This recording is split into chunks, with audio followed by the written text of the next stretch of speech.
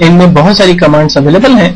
इनमें से जो भी कमांड पर आप डेटा टाइप आप चूज करना चाहें एज पर रिक्वायरमेंट, आप उस डेटा टाइप को चूज करके काम कर सकते हैं।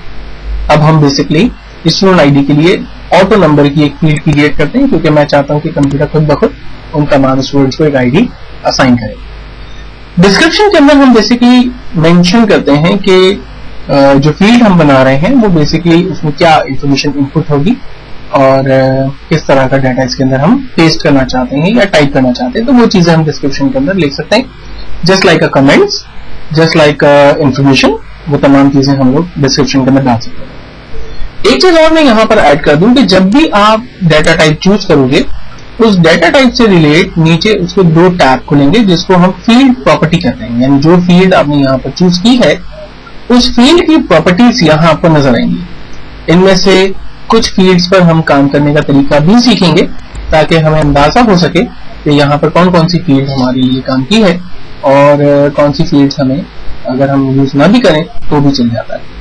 और इसी तरह से लुकअप का भी एक टैब हमारे पास अवेलेबल है जिसको भी हम लोग इंशाल्लाह इसमें से कुछ ऑप्शंस को यूज करके देखेंगे। तो सबसे पहली फील्ड, चूंकि मैं आपको पहले ही बता चुका हूं कि स्टूडेंट आईडी से रिलेट हम लोग ले रहे हैं, और वो है हमारी ऑटो नंबर। ऑटो नंबर के अंदर जो फील्ड साइज हमारे पास आ रही है वो है लॉन्ग इंटीजर। लॉन्ग इंटीजर का मतलब है कि इसमें मैक्सिमम बड़ी से बड़ी वैल्यू भी जो है वो एंटर हो सकती है और कंप्यूटर जो है वो उस बड़ी से बड़ी वैल्यू को भी यहाँ पर एक्सेप्ट कर लेगा। देन दूसरी फील्ड हम यहाँ पर देते हैं लाइक स्टूडेंट नेम, जिसकी डाटा टाइप को हम टेक्स्ट लिखते हैं। डिस्क्रिप्शन के अंदर अगर मैं कुछ लिखना चाहूं तो मैं लिख सकता हूं like student full name. Then हम थर्ड फील्ड बना लेते हैं इंग्लिश से रिलेट।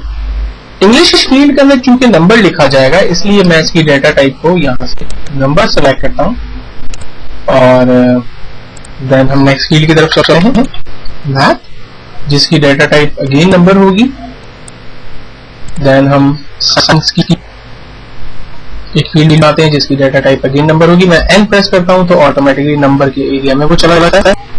टोटल अगेन नंबर है, मैंने एन प्रेस किया, total marks percentage again tax है।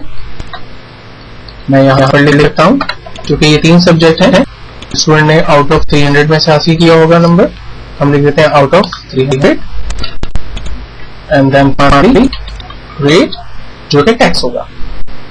इन तमाम फील्ड्स को टाइप करने के बाद अब चूंकि मैंने टेबल में अपनी रिक्वायरमेंट के हिसाब से तमाम फील्ड्स क्रिएट कर दी है तो फाइनली मैं इस क्रॉस के बटन पे क्लिक करता हूं तो हमारा ये टेबल क्लोज होगा। टेबल क्लोज होते वक्त हमसे सवाल करता है कि do you want to save the table 1, क्या आपको ये टेबल सेव करना है।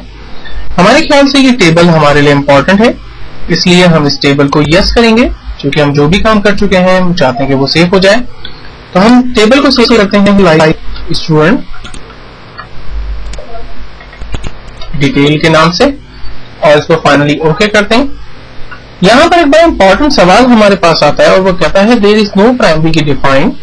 प्राइमरी की एक बड़ा इंपॉर्टेंट टॉपिक है जिसको मैं इंशाल्लाह आगे अपने ट्यूटोरियल में डिस्कस करूंगा। आई होप कि आप जब सीक्वेंस में चलेंगे तो आपको प्राइमरी की समझ में आएगी कि प्राइमरी की होती क्या है। फिर इस वक्त हम अपनी डेटाबेस में जहां ये हमसे कहता है do you want to create a primary key, now हम इस जगह पर नो करेंगे और हम अपनी डेटाबेस को अपने टेबल को यहाँ पर क्लोज कर देंगे। टेबल को क्लोज करने के बाद अब हम इस टेबल को ओपन करके इसमें कुछ रिकॉर्ड एंटर करने की कोशिश करेंगे।